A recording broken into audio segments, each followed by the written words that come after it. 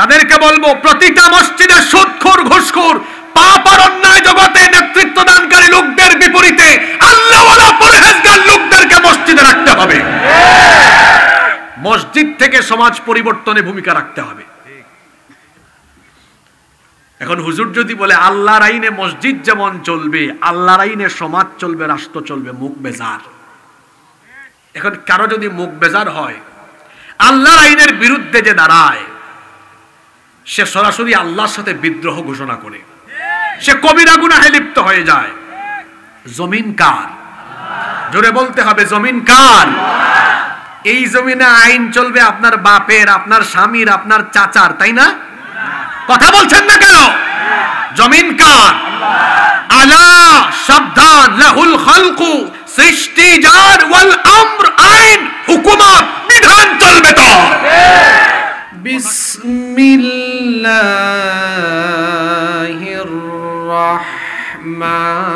রহমানির রহিম।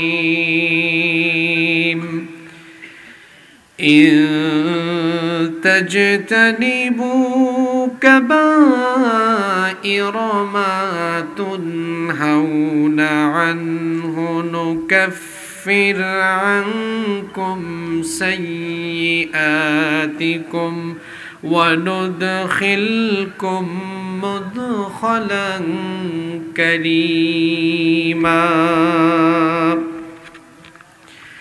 وقال تعالى في شان حبيبه إن الله وملائكته يصلون على النبي يا أيها الذين آمنوا صلوا عليه وسلموا تسليما। কেউ চুপ থাকবেন না, সবাই আমার সাথে পড়েন, আল্লাহুম্মা সাল্লি আলা মুহাম্মাদ ওয়া আলা আলি মুহাম্মাদ কামা সাল্লাইতা আলা ইব্রাহিম وعلى آل إبراهيم إنك حميد مجيد. اللهم بارك على محمد وعلى آل محمد كما باركت على إبراهيم وعلى آل إبراهيم إنك حميد مجيد. ربي زدني علما ربي زدني علما رب اشرح لي صدري ويسر لي أمري واحلل عقدة من لساني يفقه قولي. سبحانك لا علم لنا إلا ما علمتنا إنك أنت العليم الحكيم. صدق الله العظيم.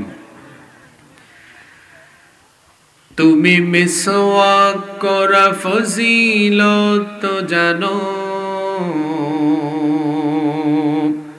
খাবার শেষে মিষ্টি মুখের হাদিসটাও মানো। তুমি মিসওয়াক করা ফজিলত জানো,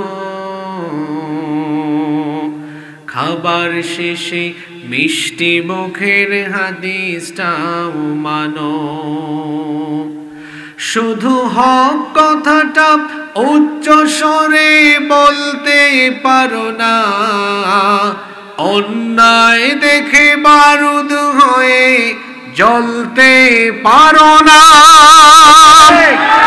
কেউ কেমন মুসলমান তুমি একটু ভাবো না, কেমন তোমার ঈমান একটু বলো না। তুমি মিসওয়াক করা ফজিলত তো জানো, খাবার শেষে মিষ্টি মুখের হাদিসটাও মানো।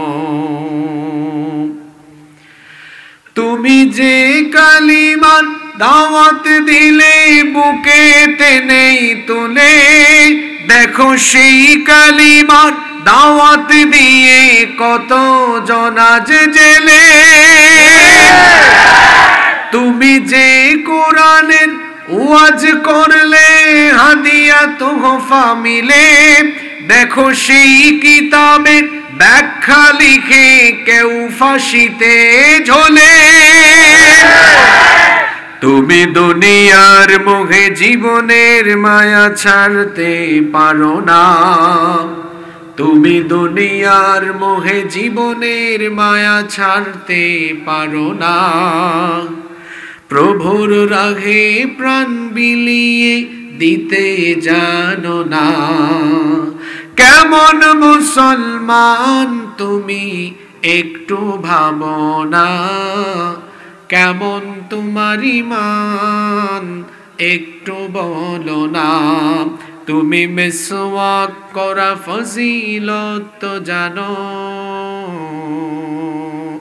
খাবার শেষে মিষ্টি মুখের হাদিসটাও মানো।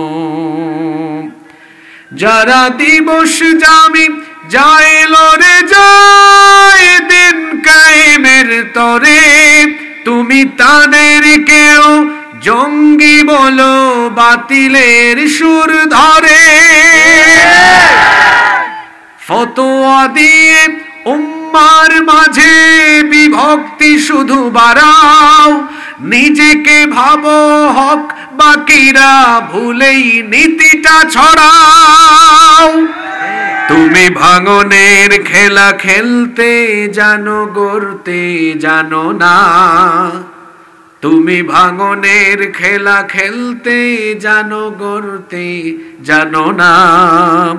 খোদার রজ্জু আঁকড়ে ধরে থাকতে জানো না, কেমন মুসলমান তুমি একটু ভাবো না, কেমন তোমার ঈমান একটু বলো না। তুমি মিসওয়াক করা ফজিলত তো জানো, খাবার শেষে মিষ্টি মুখের হাদিসটাও মানো।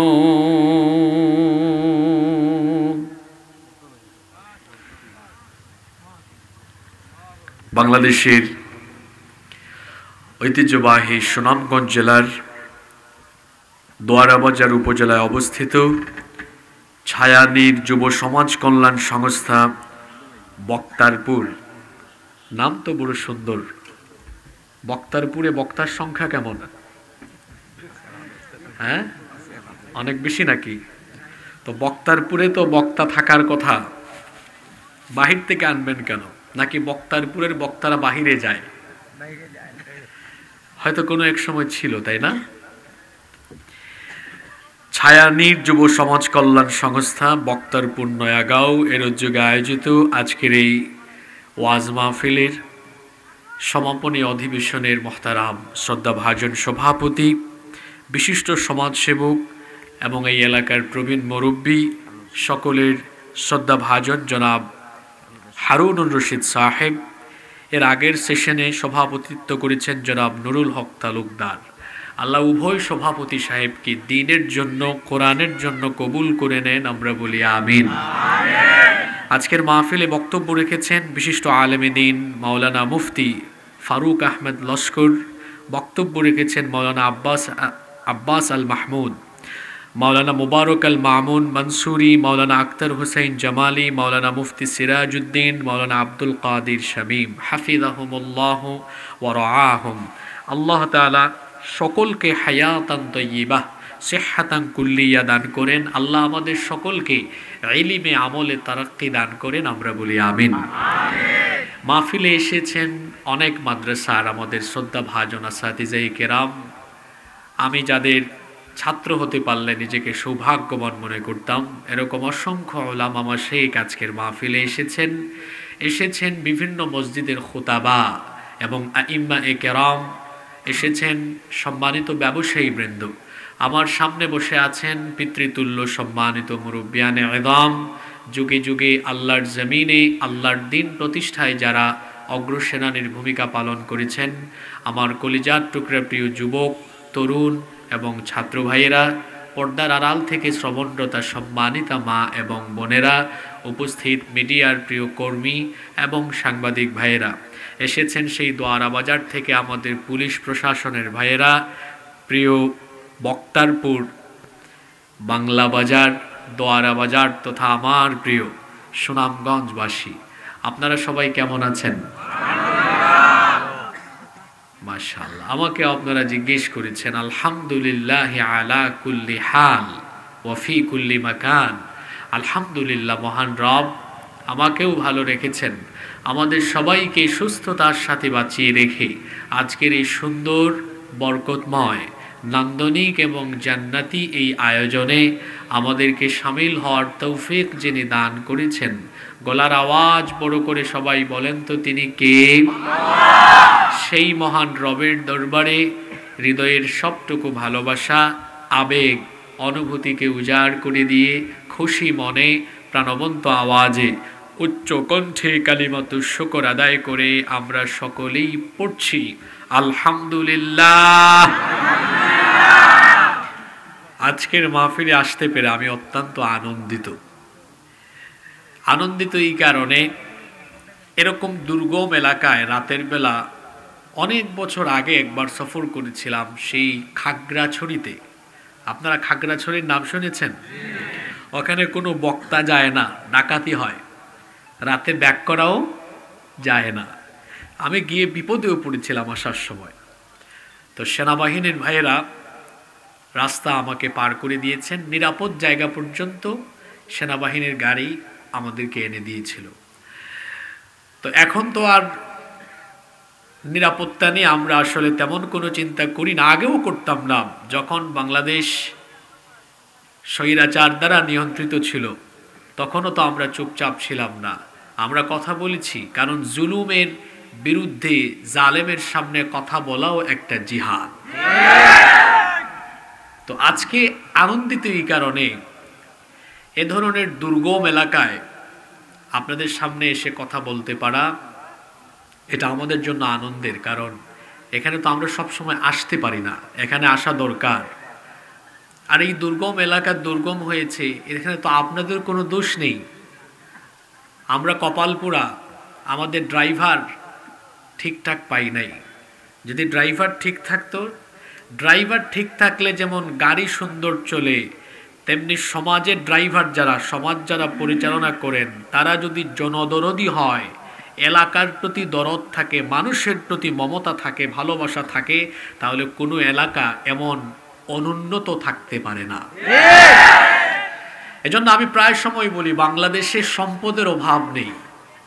আপনাদের এলাকার দিকে তাকান, এত সুন্দর এলাকা বাংলাদেশের সব জায়গায় আপনি পাবেন না। ডানে বামে সামনে পিছনে যেখানে তাকাবেন চতুর্দিকে সবুজের সমারোহ আছে। এখানে আমার মনে হয় এখানে ফসলের কোনো অভাব নেই, এখানে ফসল আছে। সম্ভবত এদিকে কোনো নদী থাকলে খনিজ সম্পদ আছে নাকি? এখানে পাথর আছে, দেখছেন তো, আল্লাহ এত নেয়ামত দিয়েছেন। আর আমাদের এই বৃহত্তর সিলেট, সুনামগঞ্জ, মৌলভীবাজার এই অঞ্চলগুলোতে আল্লাহ অনেক নেয়ামত দিয়েছেন। এখানে পাথর আছে, এখানে গ্যাস আছে, চা আছে, ফসলের মাঠে তো ফসল আছেই। গোটা বাংলাদেশে আল্লাহ অনেক নেয়ামত দিয়েছেন। বাংলাদেশে কোনো জিনিসের অভাব নাই। বাংলাদেশে শুধু একটা জিনিসের অভাব, সেটা হলো সৎ, আমানতদার আর আল্লাহ ভীরু নেতৃত্বের অভাব। এই জিনিসের বড় অভাব। যদি আমরা এই জায়গাতে একটি পরিবর্তন নিয়ে আসতে পারি, তাহলে আমাদের বাংলাদেশ বিশ্বের বুকে মাথা উঁচু করে দাঁড়াবে, অর্থনৈতিকভাবে, সামাজিকভাবে, রাজনৈতিকভাবে, এবং মুসলিম জাতি হিসাবে আমরা গোটা পৃথিবীর বুকে মাথা উঁচু করে দাঁড়াতে পারবো ইনশাআল্লাহ।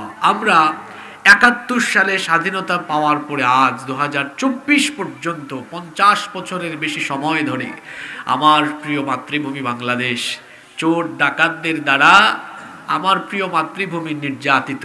যে যখন সুযোগ পায় শুধু চুরি করে।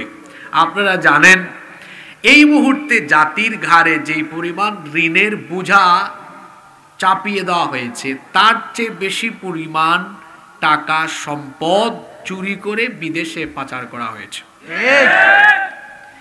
তিনি পালিয়ে যাওয়ার আগে বলেছিলেন, আমার পিয়ন ছিল কত কোটি টাকার মালিক। মাশাআল্লাহ, আপনারা জানেন কত কোটি টাকা?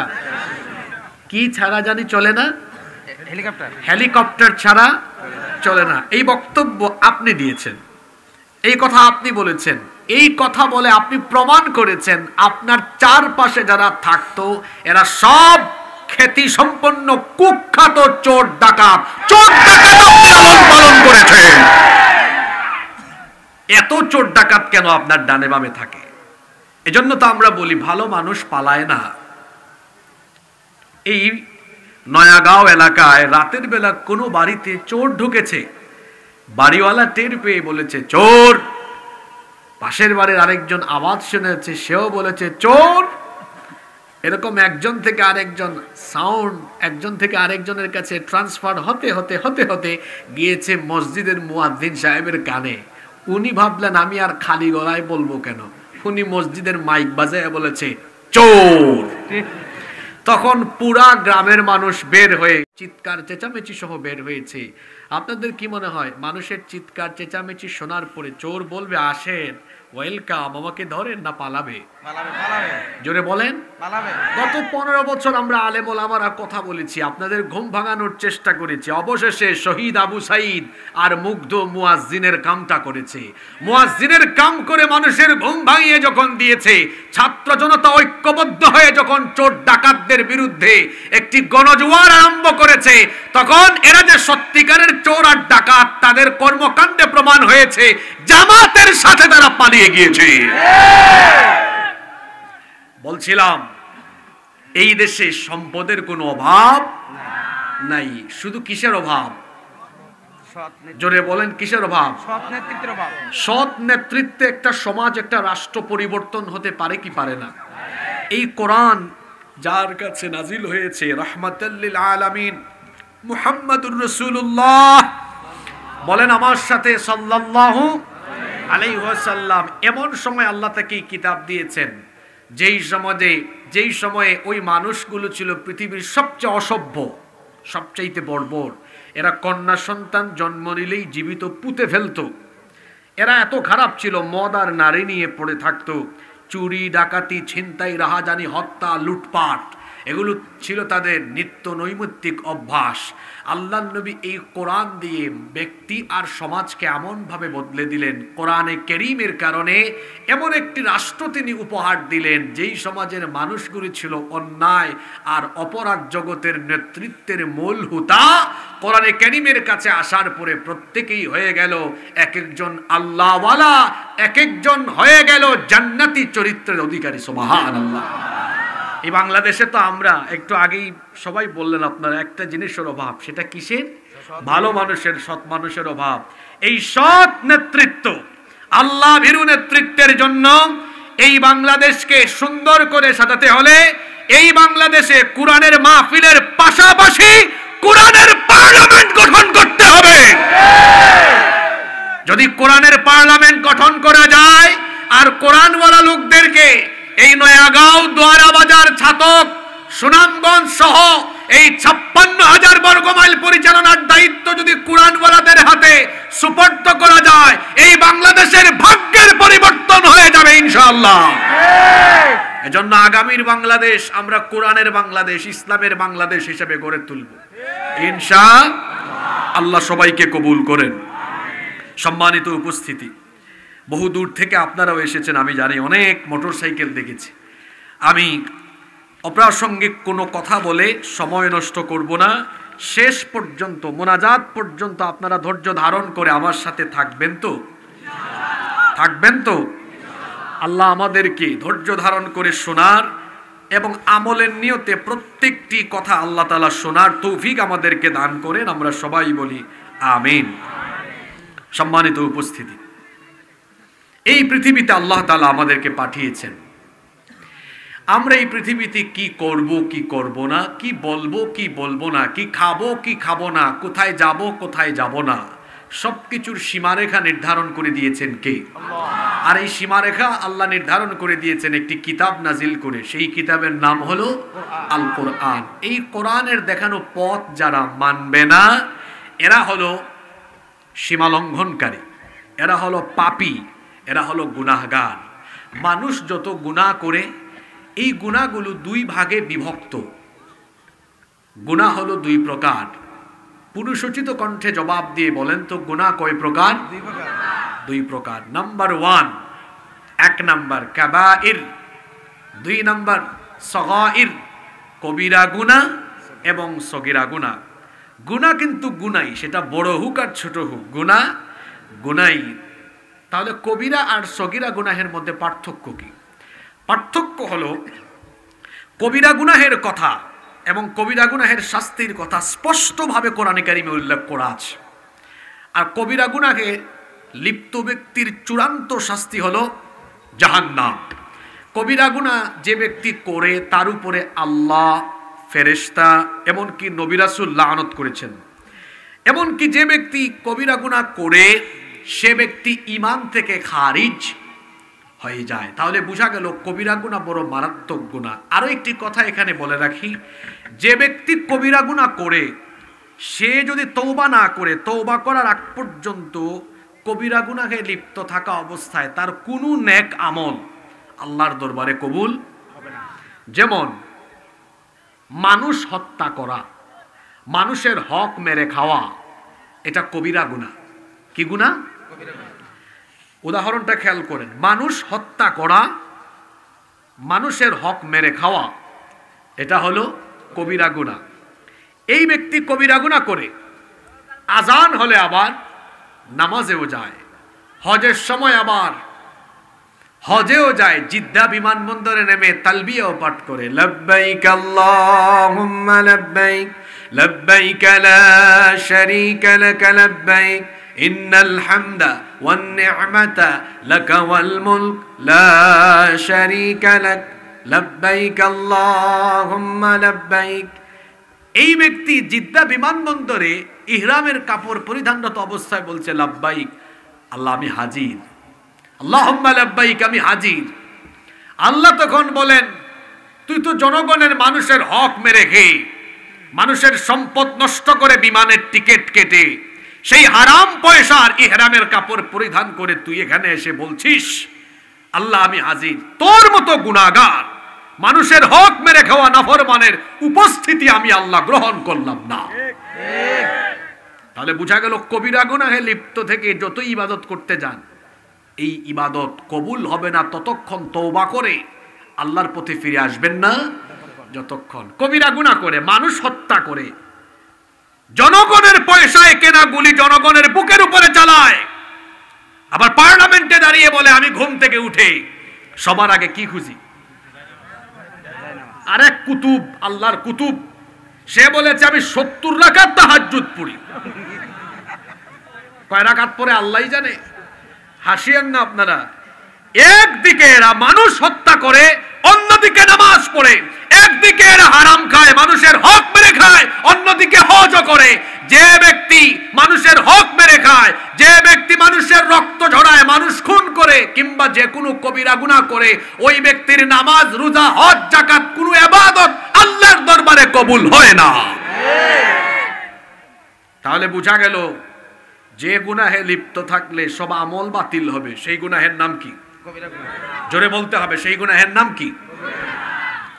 আরেক প্রকার গুনাহ হলো সগীরা গুনাহ। সগীরা গুনাহ এটাও গুনাহ, কিন্তু এই গুনাহ মাফের এবং এই গুনাহের ক্ষতিপূরণের একটা সিস্টেম আল্লাহ রেখে দিয়েছেন।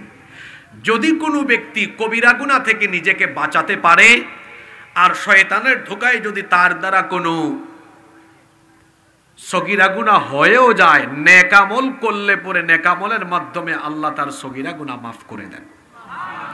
সুবহানাল্লাহ, সবাই পড়বেন না? কোন ব্যক্তি যদি কবিরা গুনাহ থেকে নিজেকে বাঁচাতে পারে আর তার দ্বারা যদি কোনো সগীরা গুনাহ সংগঠিত হয়েও যায়, নেকামলের মাধ্যমে সে আল্লাহর কাছ থেকে মাফ পেয়ে যাবে। রব্বুল আলামিন কোরআনে কারীমের 4 নম্বর সূরা সূরাতুন নিসা এর 31 নম্বর আয়াতে বলছেন, ইন তাজতানিবু কাবাইরা মা তুনহাউনা আনহু নুকাফির আনকুম সাইয়্যাতিকুম ওয়া নুদখিলকুম মুদখালান কারীমা। রব্বুল আলামিন বলছেন, যে সকল কবিরা গুনাহ থেকে তোমাদেরকে নিষেধ করা হয়েছে, সেই সকল কবিরা গুনাহ থেকে যদি তোমরা বেঁচে থাকো, তাহলে তোমাদের যদি কোনো ভুল ত্রুটি হয়ে যায়, রব্বুল আলামিন তোমাদের সেই গুনাহগুলো মাফ করবেন। শুধু তাই নয়, ওয়া নুদখিলকুম মুদখালান কারীমা, তিনি তোমাদেরকে এমন সম্মানজনক স্থান, অর্থাৎ তিনি তোমাদেরকে জান্নাতের মেহমান বানিয়ে দিবেন। তবে শর্ত হলো কবিরা গুনাহ থেকে বেঁচে থাকতে হবে। জোরে বলেন, কি থেকে বেঁচে থাকতে হবে? কবিরা গুনাহ থেকে বেঁচে থাকতে হবে। এই কবিরা গুনাহের সংখ্যা অনেক।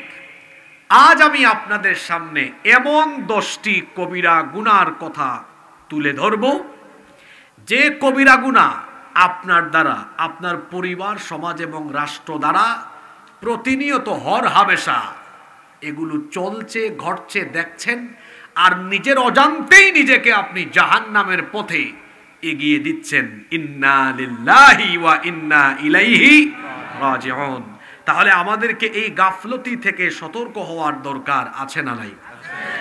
এমন 10টি কবিরা গুনার কথা বলবো, দেখবেন 10টা আপনাদের এলাকায় আছে, এই প্যান্ডেলের ভিতরেও আছে। আসমানের উপরে আর জমিনের নিচের ওয়াজ হবে না, সব হবে এর মাঝখানের, যা আমাদের সমাজে বাস্তব ঘটছে, বাস্তবমুখী কথা হবে ইনশাআল্লাহ।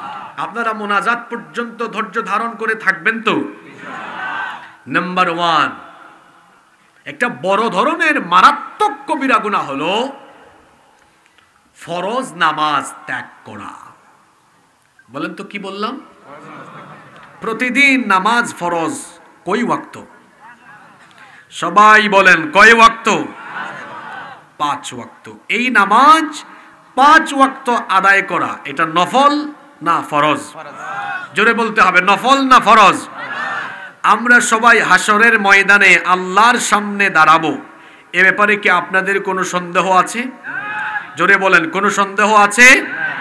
কোনো সন্দেহ নাই। একদিন আমরা সবাই আল্লাহর সামনে দাঁড়াবো, এ ব্যাপারে কোনো সন্দেহ নাই। কিয়ামতের ময়দানে আমরা সবাই যখন আল্লাহর সামনে দাঁড়াবো, তখন সর্বপ্রথম আল্লাহ আমাদের কাছ থেকে যে হিসাব নেবেন, যে বিষয়ে বিচার করবেন, জোরে বলেন তো সেটা কি? জোরে বলেন, সেটা কি?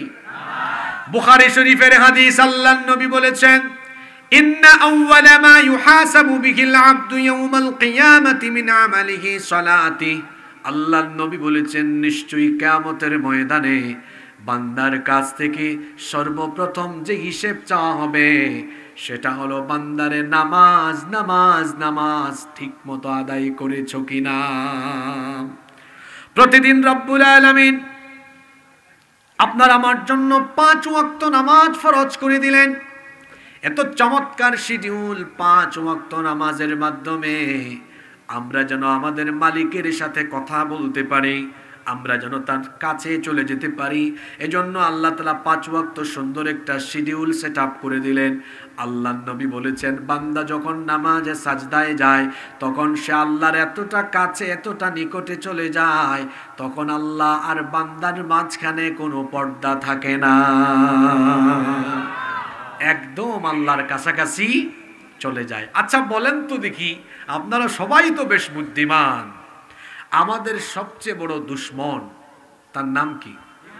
শয়তান। এই শয়তানের বয়স আমাদের চেয়ে কম না বেশি? বুদ্ধি কম না বেশি? চলে বলেন। শয়তান ছিল জান্নাতে, ছিল কোথায়? বের হয়েছে কি না দেওয়ার কারণে? কি না দেওয়ার কারণে বের হয়েছে? কথা বুঝতেছেন তো? পয়েন্টগুলা বুঝেন। একটা সাজদা সে দেয় নাই, মাত্র একটা।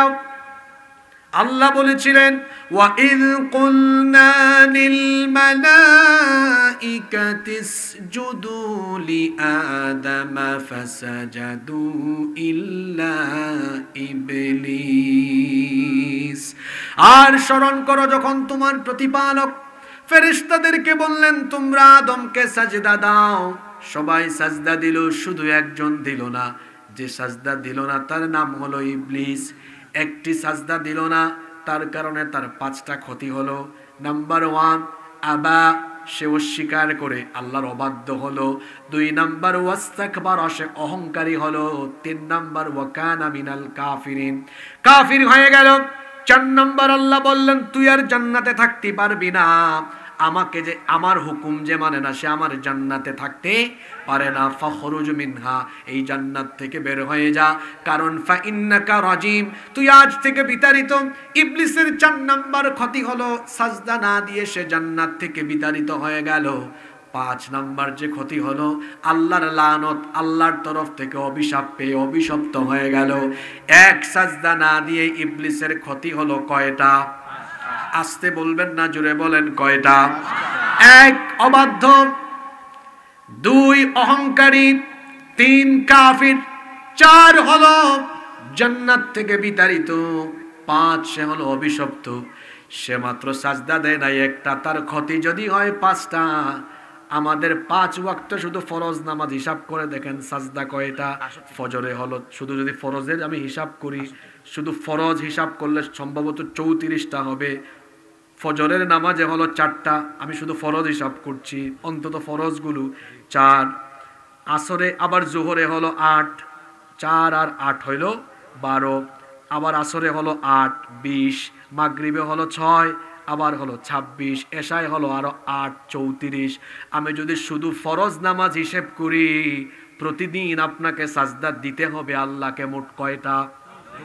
একজনও এখন চুপ থাকবেন না, হিসাব হচ্ছে, বলেন কয়টা? আরো জোরে বলেন, 5 থেকে বলেন কয়টা? ইবলিস আল্লাহকে সাজদা দেয় নাই কয়টা? এক সাজদা না দিয়ে সে জান্নাত থেকে আউট হয়ে আছে। আর এইদিকে ফজর আলীর ফজর নাই, জোহর আলীর জোহর নাই, ইমান আলীর নামাজ না পড়ে ইমান নাই। আপনাদের দোয়ারা বাজারের ফজর আলী, জোহর আলী আর ইমান আলী বছরের পর বছর নামাজ পড়ে না, জান্নাতের আশা করে বসে আছে। যার জীবনে নামাজ নাই তার মধ্যে ইমানই নাই। কি নাই?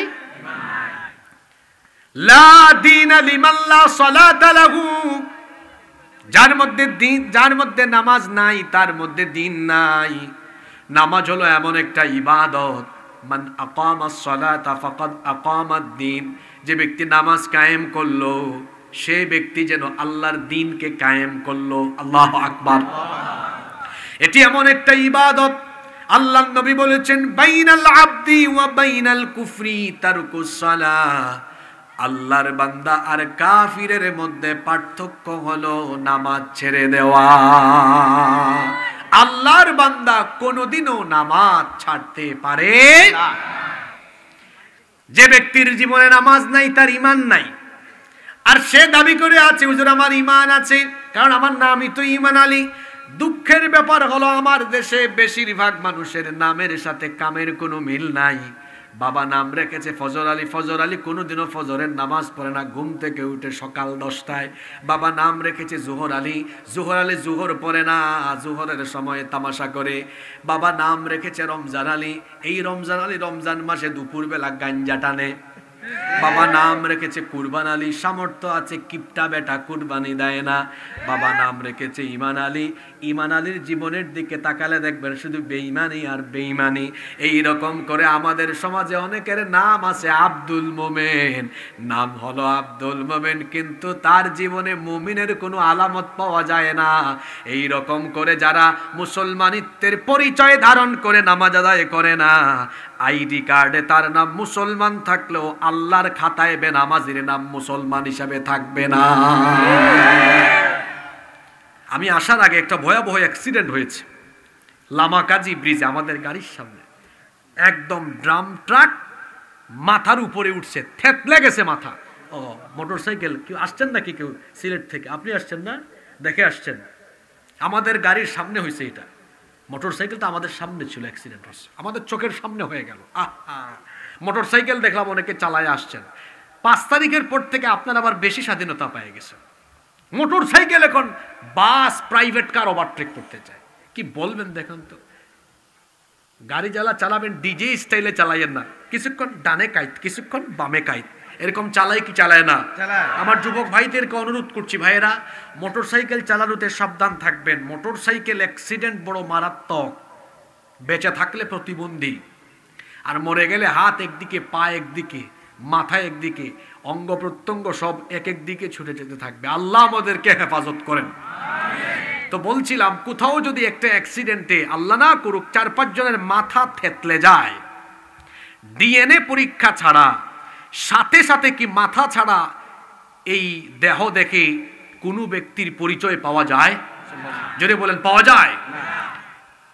মাথা হলো একজন ব্যক্তিকে চেনার, মাথার মধ্যে ফেস আছে, এটা দেখলে চেনা যায় অমুক, না দেখলে বোঝা যায় না। এই শরীর 3.5 হাত, এই 3.5 হাত শরীরের পরিচিতি হাত পা দিয়ে পাওয়া যায় না, মূল পরিচিতি পাওয়া যায় কি দিয়ে? ইসলাম। এটাকে যদি আপনি ইসলামকে একটা পূর্ণাঙ্গ ইমারত ধরেন, এই ইমারতের উঁচুতে মগজে মাথায় যেটা আছে সেটা হলো আসসালাত।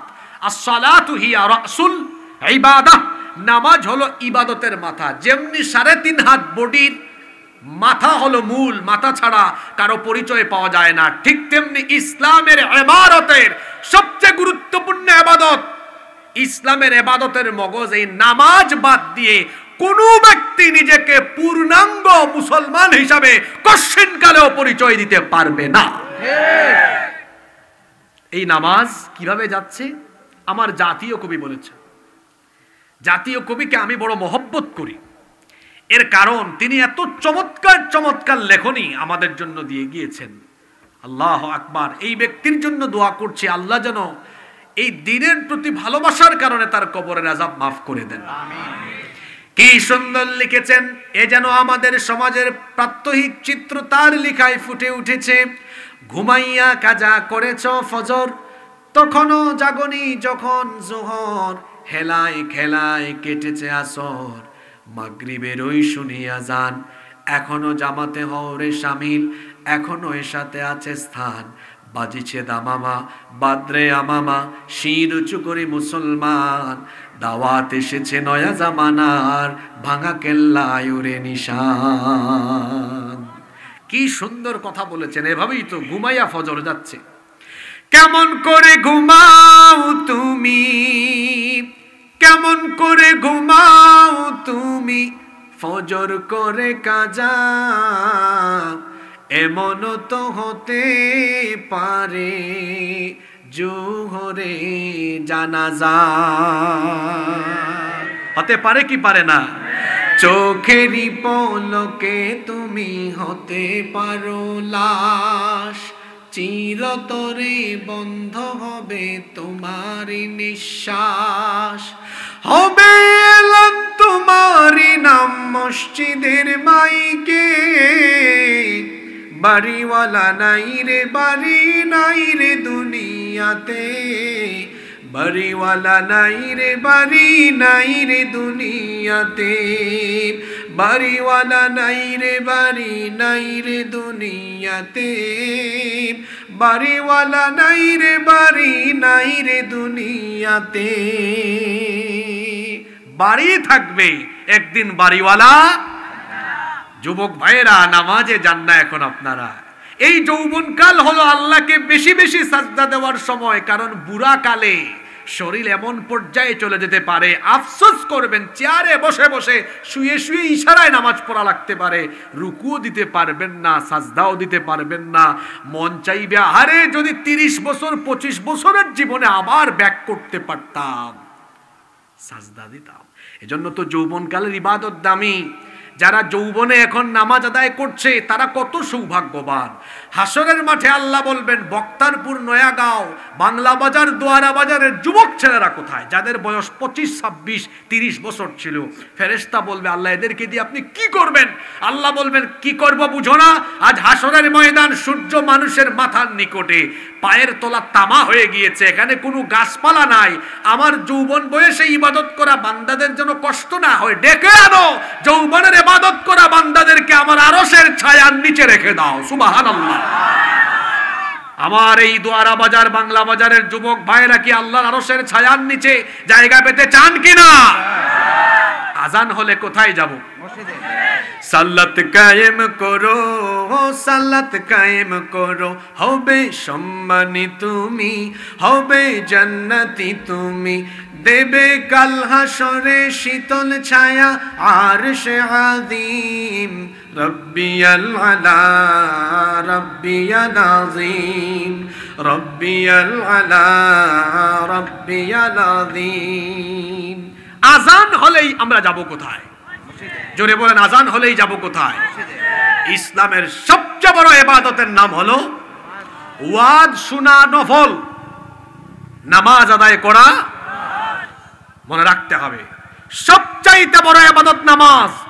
আপনার জিহাদ ফি সাবিলিল্লাহ, আপনার ইসলামী আন্দোলন, আপনার ত্যাগ, আপনার কুরবানি সব বাতিল হয়ে যাবে যদি জীবনে নামাজের 5 ওয়াক্ত জামাতের প্র্যাকটিস না থাকে। নামাজ তরক করা এটা মারাত্মক কবিরা গুনাহ। নামাজ তরক করা কি গুনাহ? যদি জিজ্ঞেস করি আপনারা কি জান্নাত চান, সবাই বলবে জান্নাত চাই। জান্নাতে যেতে চায় কিন্তু নামাজে যেতে চায় না। কি জাতির ইমান? ইমান আলীর। চিন্তা করেছেন যে ইমান, এই ইমান আলীকে ঘর থেকে বের করে মসজিদে আনতে পারে না, ইমান আলীর এই ইমান তারে জান্নাতের দ্বারে কাছে আনতে পারবে না। আল্লাহ আপনাদেরকে জান্নাত দিতে চান, জান্নাত আল্লাহ আপনাদের জন্যই বানিয়েছেন। এজন্য আল্লাহ কি করেন, প্রতিটা নামাজের আগে আল্লাহ মুয়াজ্জিন সাহেবকে দিয়ে ডাকান, আর আজানের সুরটাও কত মধুর। হাইয়া আলাস সালাহ, নামাজের জন্য আসো, আল্লাহ ডাকতেছেন আপনাকে। ওই যে জাতীয় কবিও তো লিখেছেন যে আজানটা খুব ভালো লাগে আমার। এখন তো যুবকরা গান বাজনা শোনে, আর জাতীয় কবি আজান শুনে আজানের প্রেমে পড়েছেন। তারপরে কি বলেছেন, মসজিদেরই পাশে আমায় কবর দিও ভাই, যেন ঘুরে থেকেও মুয়াজ্জিনের আজান শুনতে পাই। মসজিদেরই পাশে আমায় কবর দিও ভাই, আমার গোরের পাশ দিয়ে ভাই নামাজিরা যাবে, পবিত্র সেই পায়ের ধ্বনি এ বান্দা শুনতে পাবে, গোরো আযাব থেকে গুনাহগার পাইবে রেহাই। মসজিদেরই পাশে আমায় কবর দিও ভাই। বলেন আল্লাহু আকবার। যেমনটা চেয়েছেন তেমনটাই হয়েছে। মসজিদের পাশে তার কবর আছে না নাই? আজান দিয়ে আল্লাহ আপনাদেরকে ডাক দেন প্রতিদিন কয়বার? কেন ডাক দেন জানেন? আল্লাহ ডাক দিয়ে বলেন, কি রে বান্দা, তুই তো জান্নাতে যেতে চাস, আমিও তোরে দিতে চাই। এজন্য তো আমি 1 বার না 2 বার না 3 বার না 4 বার না, প্রতিদিন 5 বার তোরে আমার কাছে ডেকে আমি তোরে বলি, আয় না আমাকে সাজদা দে, আর আমাকে সাজদা দিয়ে তোর জন্য বানানো জান্নাতের চাবি আমার কাছ থেকে নিয়ে নে। সুবহানাল্লাহ।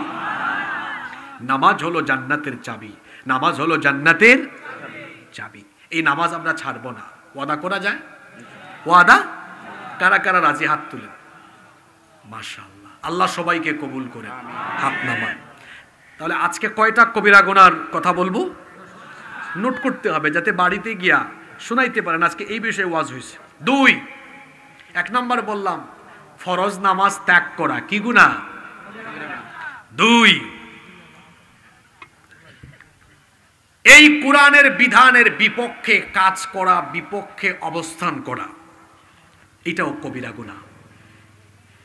আমার সমাজে এমন বহু অজ্ঞ জাহেল মুসলমান আছে, যদি বলা হয় আমাদের গ্রামের মসজিদ আল্লাহর আইনে চলবে, সভাপতি, সেক্রেটারি, কেশিয়ার, মসজিদ কমিটি, গোটা এলাকাবাসী বলবে হুজুর আমরা আপনার সাথে আছি, মসজিদ আল্লাহর আইনেই চলবে।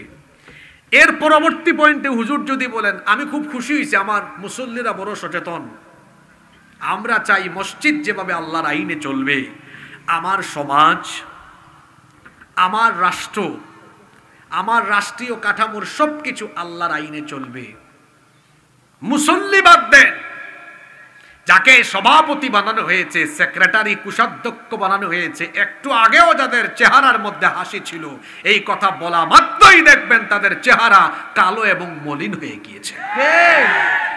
বলবেন হুজুর সভাপতি সেক্রেটারির নাম বললেন কেন? এই জন্য বলেছি বাংলাদেশের বেশিরভাগ মসজিদের সভাপতি সেক্রেটারি নির্বাচন তাকওয়া পরহেজগারিতা দেখে করা হয় না, বরং এলাকায় কে কত বেশি টাকাওয়ালা, কার ক্ষমতা, কার প্রভাব বেশি, কার হারাম টাকা কত বেশি, দাপট ক্ষমতা, অর্থবিত্ত দেখে মসজিদ কমিটির পদ দেওয়া হয়। অথচ মসজিদ কমিটিতে থাকবে তারা আল্লাহওয়ালা যারা।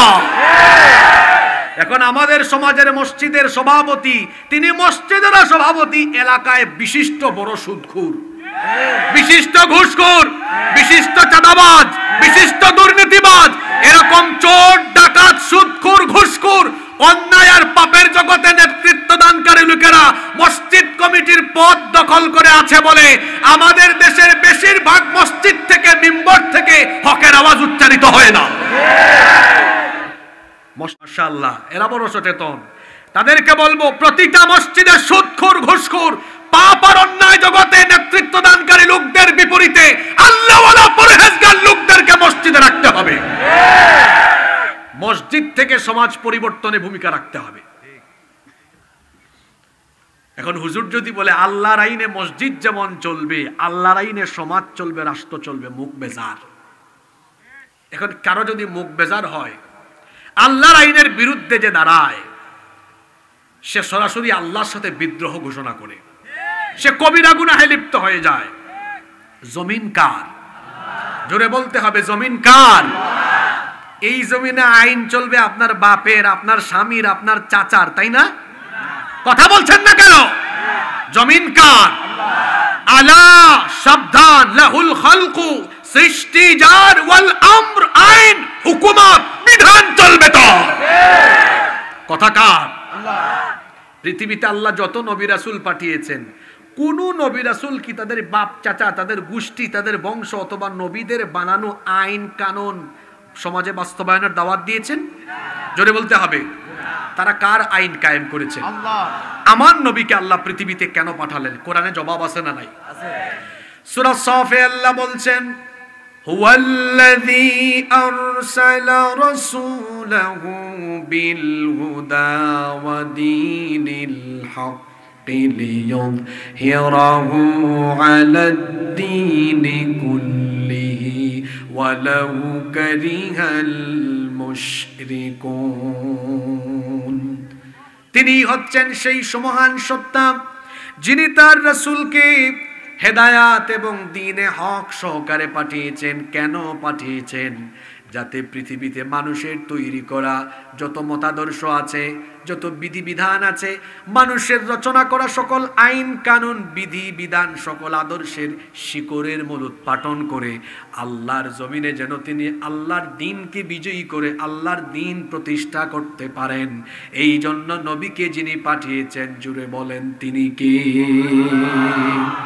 আর আপনি কি করেন? আপনি আপেল মার্কার, ফুটবল মার্কার পিছনে আছেন।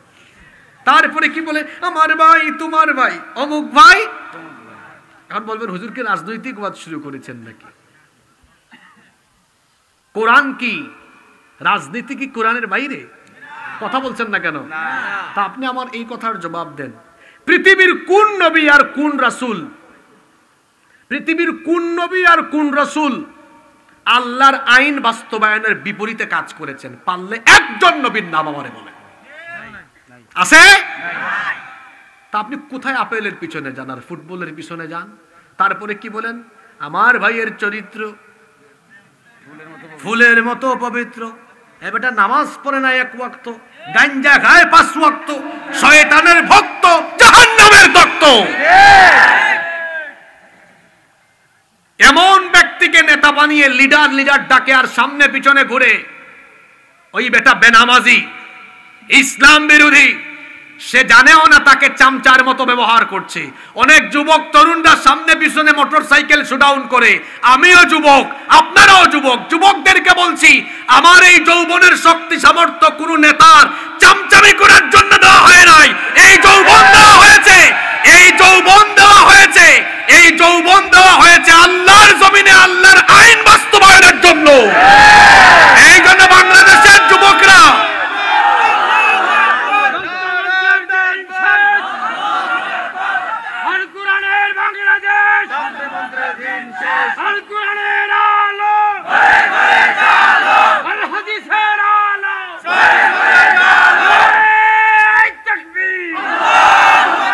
বাংলাদেশের তরুণ আর যুবকদেরকে বলবো, শহীদ আবু সাইদ, শহীদ মুগ্ধের উত্তরসূরি, এই জেনজি, এই জেনারেশনের সকল তরুণ যুবকদেরকে বলবো, ভাই আপনারা যদি কোরআনের ছায়াতলে আসতে পারেন, এই জাতি আরেকটি বিপ্লব দেখবে ইনশাআল্লাহ। আপনাদের এই ভরা যৌবন কারো চামচামি করে নষ্ট করবেন না। এই ভরা যৌবন বিনিয়োগ করবেন আল্লাহর পথে।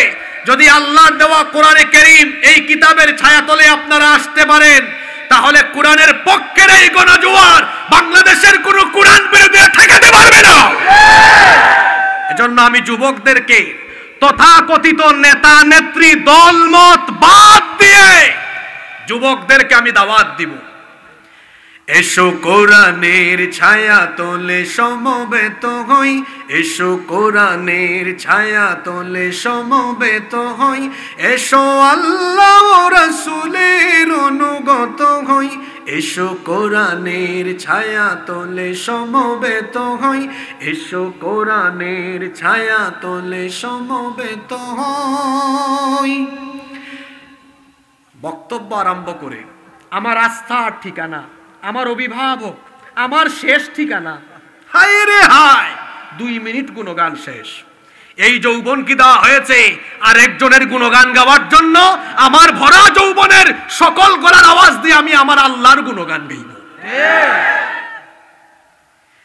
এসো আল্লাহর গুণগান করি, এসো তারি পথে জীবন গড়ি, এসো আল্লাহর গুণগান করি, এসো তারি পথে জীবন গড়ি। আল্লাহর নাম নিলে তাতে যদি সুখ মিলে, আল্লাহর নাম নিলে তাতে যদি সুখ মিলে, কেন সেই নাম থেকে দূরে সরে রই, কেন সেই নাম থেকে দূরে সরে রই। এসো কোরআনের ছায়া তলে সমবেত হই, এসো কোরআনের ছায়া তলে সমবেত হই, এসো আল্লাহ রাসূলের অনুগত হই, এসো কোরআনের ছায়া তলে সমবেত হই। আপনি এর জন্য তার জন্য জীবন দেন, রক্ত দেন, বেহিসাবি আন্দাজে হুদাই দিলেন। আর যার রক্ত যার জীবন আল্লাহর কোরআনের পথে যায়, ওই ব্যক্তি দুনিয়া থেকে যাওয়ার সময় আল্লাহর জান্নাতের সুগন্ধ তার নাকে পায়। সুবহানাল্লাহ। আপনি বলবেন হুজুর কি কথা কইলেন, আবেগী কথা এগুলো? না, আবেগী কথা মনে করছেন? না, আবেগী কথা নয়। আল্লাহ রসুলের বহু সাহাবীকে মৃত্যু সম্মুখে রেখে কাফেররা নির্যাতন করছে। কাফেররা অবাক, কি রে তোরা কিছুক্ষণ পর মরে যাবি, তোদের এত আনন্দ লাগে কেন? টেনশন লাগে না। কই কিসের টেনশন? তোরা আমাদেরকে মারতে চাচ্ছিস, আর আমরা দেখছি এটা জান্নাতের পথ, জান্নাতের গন্ধ এখনই নাকে পাচ্ছি। সুবহানাল্লাহ। এজন্যই তো কোরআনের পথে অনেকে হাসতে হাসতে জীবন দেয়। এই কোরআনের ছায়া তলে এসে কত লোক প্রাণ দিল হেসে, এই কোরআনের ছায়া তলে এসে কত লোক প্রাণ দিল হেসে। কোরআনের ছায়া তলে সোজা পথ যদি মেলে, কোরআনের ছায়া তলে সোজা পথ যদি মেলে, কেন সেই পথ ছেড়ে ভুল পথে রই, কেন সেই পথ ছেড়ে ভুল পথে রই। এসো কোরআনের ছায়া তলে সমবেত হই, এসো কোরআনের ছায়া তলে সমবেত হই, এসো আল্লাহ রাসূলের অনুগত হই, এসো কোরআনের ছায়া তলে সমবেত হই। বলেন আমিন। আমি কি কাউকে কোনো নেতার দিকে আহ্বান করলাম, কোনো দলের দিকে আহ্বান করলাম? হ্যাঁ করেছি। আল্লাহর দল। কার দল? আল্লাহর দল কোনটা? কোরআনের দল, রাসূলের দল। আমরা যারা আলেম ওলামা, আমরা কোন নেতা নেত্রীর গুণগান করে কোন নেতা নেত্রী আর কোন দলের দিকে মানুষকে আহ্বান করি না। আমরা মানুষকে আহ্বান করি জান্নাতের পথে, আল্লাহর পথে, রাসূলের পথে। যুবকদেরকে সেই পথেই ডেকেছি, কারণ আল্লাহর কোরআনের আইনের বিরুদ্ধে অন্য কোন পথ মতের আন্দোলন করা এটি আল্লাহর সাথে মারাত্মক কুফরি এবং কবিরা গুনাহ। আপনাকে থাকতে হবে ইসলামের পথে, দ্বীনের পথে সংগ্রাম করবেন আল্লাহর দ্বীন কায়েমের জন্য, আল্লাহর বিধান কোরআন কায়েমের জন্য। আল্লাহর বিধান কোরআনের বিধান কায়েম করা আপনার জন্য ফরজ নয়, চেষ্টা করা আপনার জন্য ফরজ। তাহলে আমরা 1 নাম্বার ওয়াদা দিয়েছি, নামাজ ছাড়বো না। 2 নাম্বার ওয়াদা দিব, আমরা তন্ত্র মন্ত্র মানব রচিত মতবাদের আন্দোলনে সামিল হয়ে কবিরা গুনাহ করে নিজেদেরকে জাহান্নামী বানাবো না। আমরা সবাই যতদিন বাঁচবো কোরআনের আন্দোলনে থাকবো। কারা কারা রাজি আছেন? মাশাআল্লাহ, আল্লাহ কবুল করেন। কষ্ট হচ্ছে নাকি আপনাদের? গত বছর আমি এলাকায় আসছিলাম, কিন্তু কমিটি, হাই রে কমিটি, এখানে এই ভাই আছে, তারা খুব আন্তরিক মানুষ, কিন্তু যে মিস্টেক করেছে তারা ভাবে কি যে খারাপ রাস্তা বললে হুজুররা আসবে না। এটা ভুয়া কথা। যত খারাপ রাস্তা হোক, মাহফিলে আমরা কখনো যাই বিমানে, কখনো যাই ট্রেনে, কখনো গাড়িতে, কখনো মোটর সাইকেলে, কখনো সাইকেলে, কখনো হেঁটে, যখন যেখানে যেভাবে যাওয়া দরকার। তা আপনার এলাকায় রাস্তা খারাপ থাকলে আপনি বলেন ফোন দিয়ে, হুজুর রাস্তা খারাপ, 2-3 ঘন্টা হাতে নিয়ে বের হন। আমরা জিজ্ঞেস করছিলাম দোয়ারা বাজার থেকে কতক্ষণ লাগবে, বেশি হইলে আধা ঘন্টা। গত বছর রাস্তার কাজ চলে, উনি ভাবছে যদি বলি হুজুর 1.5-2 ঘন্টা, হুজুর রাস্তা থেকে পালাবে, এই ভয়ে বলে নাই। তো আমি তো ভাবছি আধা ঘন্টা, আমরা এত আগে গিয়ে কি করব? আমরাও টাইম মতো আসছি, আইসা দেখে হায় রে আধা ঘন্টা। এইদিকে মানুষ বসে আছে। আমি আলোচনা করলাম বড়জোর 50 থেকে 55 মিনিট, আমার মন ভরে নাই। আমি ভাবলাম এই এলাকায় আমি আবার যাব, যদিও দুর্গম এলাকায় আমরা দিনে যাই রাতে যাই না, সিদ্ধান্ত নিয়েছি যত রিস্ক হোক রাতে যাব। আমার ভাই যে শিডিউল মেনটেন করে, ও এই প্রোগ্রাম নিতেই চাই নাই, এটা আমি জোর করে নিয়েছি, যাবই যাব এখানে। আমি আসলাম এত কষ্ট করে, আজকে কিছু সময় আপনাদেরকে দিব, যদি আপনারা আমাকে সুযোগ দেন। নাকি উঠাউঠি করবেন? আমি পয়েন্ট ওয়াইজ কথা বলবো। তাহলে 1 নম্বর কবিরা গুনাহ, ফরজ নামাজ ত্যাগ করা। 2 নম্বর কবিরা গুনাহ নিয়ে কথা বললাম, আল্লাহর আইন প্রতিষ্ঠা বাদ দিয়ে মানুষের আইন প্রতিষ্ঠা করার আন্দোলনে থাকা। এটা কি গুনাহ? যে 2টা কথা বলেছি, এই 2টা কবিরা গুনাহ বাংলাদেশে নাই গো। জোরে বলেন। নাম্বার 3 নাম্বার, হারাম পন্থায় সম্পদ উপার্জন করা, হারাম খাওয়া। এটা সগীরা গুনাহ না কবিরা গুনাহ? জোরে বলেন। হারাম পন্থায় উপার্জন করে, কিভাবে? ঘুষ খায়, সুদ খায়, তারপরে আইল ঠেলাঠেলি করে মানুষের, আছে না নাই? গ্রামে আসছি, গ্রামের ওয়াজ করি। যদিও গ্রাম ছেড়েছি, শহরে থাকি আজকে বহু বছর, জন্ম তো আমার গ্রামে। গ্রামের কাদামাটিতে গড়াগড়ি খেয়ে আমি বড় হয়েছি, বিলের ধারে বাড়ি ছিল আমার। তো গ্রাম তো দেখেছি সব। গ্রামে গঞ্জে অনেক হারামখোর আছে। দুইজন ঝগড়া লেগেছে, তার থেকে 300 টাকা, এর থেকে 500 টাকা, দুই গ্রুপ থেকে খায়। এরকম সালিশ বিচারক আছে না নাই? আপনি বলবেন হুজুর আপনিই তামাশা কেমনে জানেন? কেন জানবো না গো, এগুলা দেখেছি আমি। হারামখোর এই হারাম খায়। শরীরটা কি? কথা বলছে না। শরীরটা কি? কুল্লু লাহমিন নাবাতা মিন সুহতিন ফান্নারু আওলা বিহি। যে শরীর হারাম দ্বারা গঠিত, ওই শরীর কখনো আল্লাহর জান্নাতে ঢুকবে না, ওই শরীর হবে জাহান্নামী।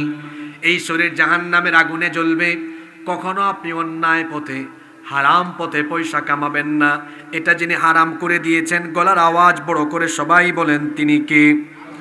রব্বুল আলামিন কোরআনে কারীমের 2 নম্বর সূরা সূরাতুল বাকারা এর 188 নম্বর আয়াতে বলছেন, ওয়ালা তাকুলু আমওয়ালাকুম বাইনাকুম বিল বাতিলি ওয়া তুদলু বিহা ইলাল হুক্কামি লিতাকুলু ফারীকাম মিন আমওয়ালিন নাসি বিল ইসমি ওয়া আনতুম তা'লামুন।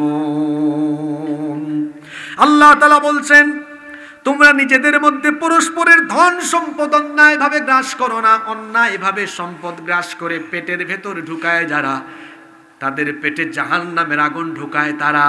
আর যে ব্যক্তি হারামখোর, হারাম পন্থায়, অবৈধ পন্থায় উপার্জন করে, এই হারামখোরের অবৈধ পন্থায় যে ব্যক্তি হারাম পথে উপার্জন করে, এই হারামখোরের কোনো ইবাদত আল্লাহর দরবারে কবুল হয়। কারণ ইবাদত কবুলের একটা পূর্ব শর্ত হলো হালাল রুজি রোজগার করা, হালাল খাওয়া, হালাল উপার্জন করা। এখন দেখা যায় একদিকে ইবাদতও করে, অন্যদিকে আবার হারাম উপার্জনও করে। এমন বহু মানুষ আমার সমাজে আছে না নাই? সকালবেলা ফজরের নামাজ মিস দেয় না, 5 ওয়াক্ত নামাজ টাইম মতো আদায় করে অফিসে যখন যায়, অফিসের টাইমে অফিসের ডিউটিও করে, আজান হলে নামাজেও আসে। আবার অফিসের ফাইলে ঘুষ ছাড়া কোনো প্রকার ফাইল এক টেবিল থেকে অন্য টেবিলে যায় না, আছে না নাই?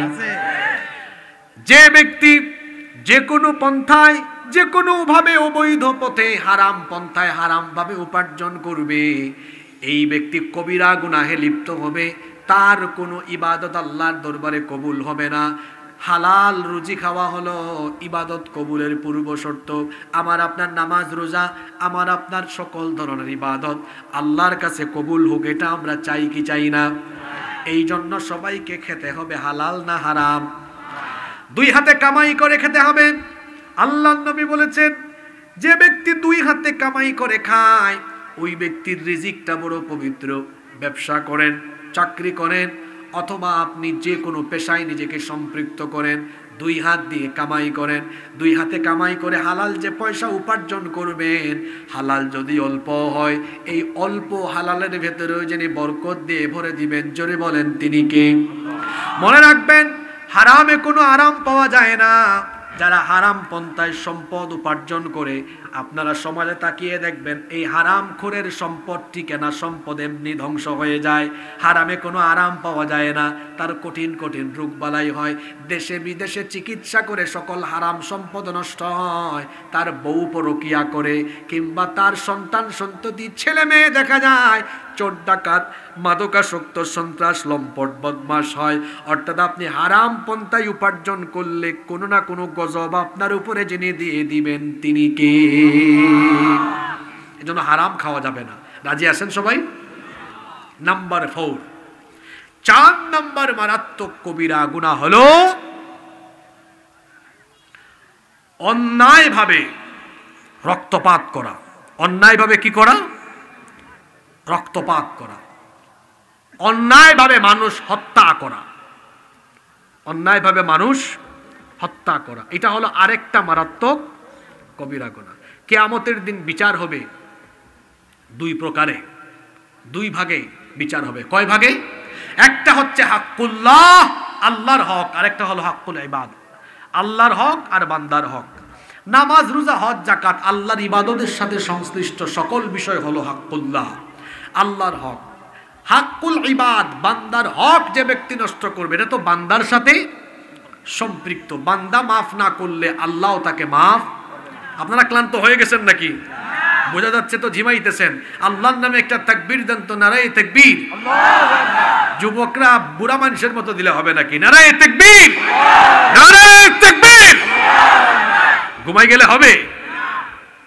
যে স্বাদের লাউ আপনাদের এলাকার, যে তরতাজা শাকসবজি খায়া এরকম মোরা মোরা আওয়াজ হইলে তো হবে না, আওয়াজ তাজা থাকতে হবে। পারবেন তো ইনশাআল্লাহ? কিয়ামতে বিচার হবে কয় ধরনের হক বলেন? কয় ধরনের? আল্লাহর হক আর কার হক? বান্দার হক।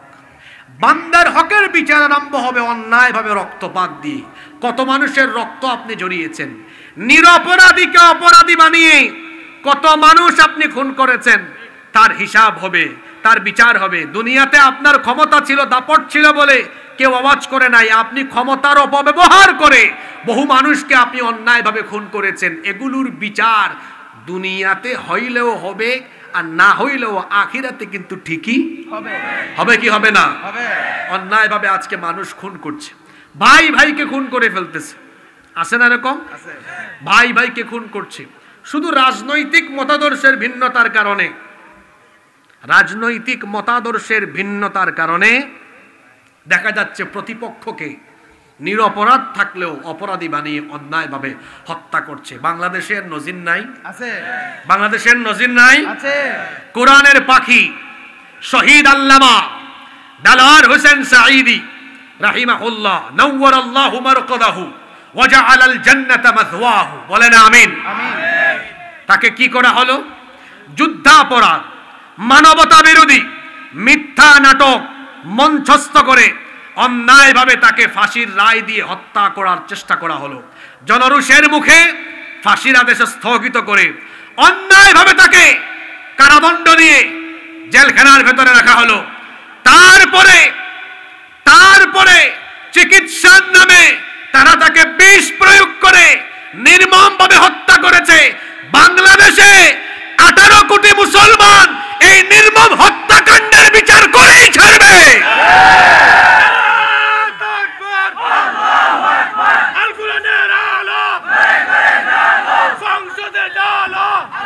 50 বছর পরে যদি আপনার বাপের বিচার এই বাংলাদেশে হয়, তাহলে কোরআনের পাখি আল্লামা সাঈদীর হত্যার বিচারও এই বাংলাদেশে হবেই হবে।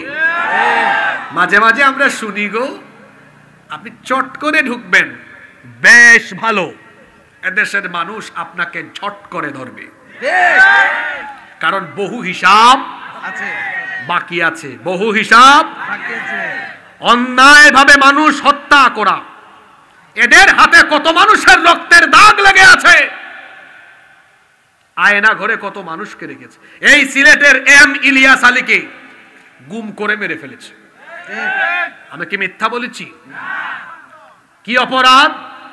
রাজনৈতিক মতাদর্শের ভিন্নতা। আরে আপনার সাথে আমার রাজনৈতিক মতাদর্শের ভিন্নতা থাকতেই পারে, তাই বলে কি আপনি গুম করে খুন করে ফেলবেন? হাজার হাজার মানুষের রক্তে তাদের হাত রঞ্জিত।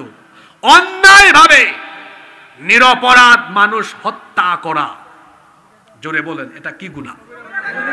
কি গুনাহ? আবার মানুষের হক অন্যায়ভাবে মেরে খাওয়া, এটাও একটা ভয়ঙ্কর হাদিস শোনাবো। মনোযোগ আছে আপনাদের? মনোযোগ আছে? একদিন নবীজি সাহাবীদেরকে নিয়ে বসে আছেন। কাদেরকে নিয়ে? সাহাবীদেরকে নিয়ে বসে আছেন। নবীজি সাহাবীদেরকে বললেন, আতাদরুনা মাল মুফলিস, তোমরা কি জানো আমার উম্মতের সবচাইতে অসহায় ব্যক্তিটি কে? সবচাইতে? আচ্ছা, এই প্রশ্ন আপনাদেরকে করলে আপনারা কি বলবেন? হুজুর, আমাদের গ্রামে অমুক ব্যক্তির বাড়ি ঘর নাই, সম্পদ নাই, সে হলো আমাদের এলাকার সবচাইতে অসহায়। নবীজি সাহাবীদেরকে যখন এই কথা বললেন, সাহাবীরা জবাবে বললেন, ইন্নাল মুফলিসা ফিনা মাল্লা দিরহাম লাহু ওয়ালা মাতা।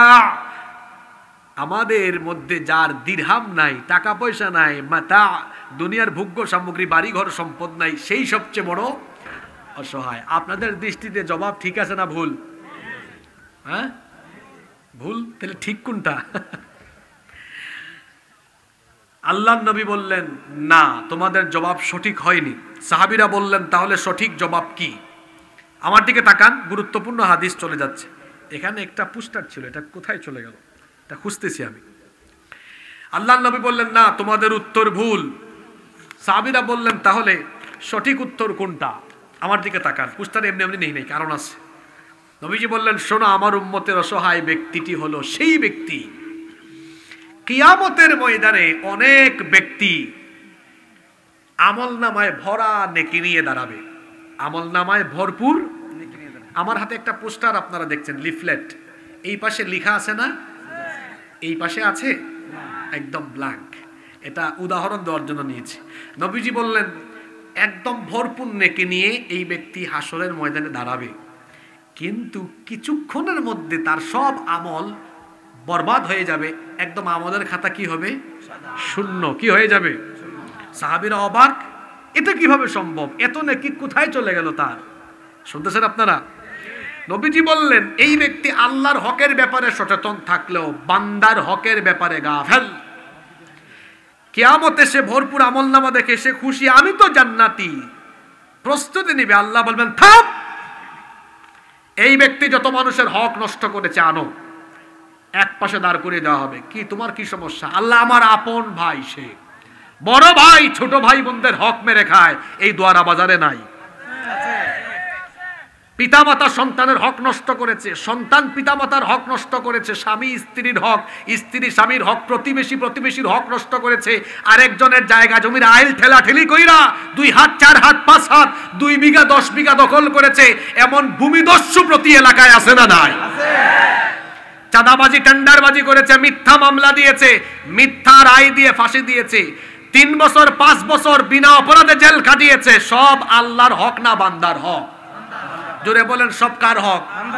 আল্লাহ বলবেন এই এক ব্যক্তি তোদের এত মানুষের হক নষ্ট করছে, তোরা কি চাস? দুনিয়াতে তো এর কাছে বিচার পাস নাই, ক্ষমতা ছিল, তোরা আওয়াজও করতে পারিস নাই।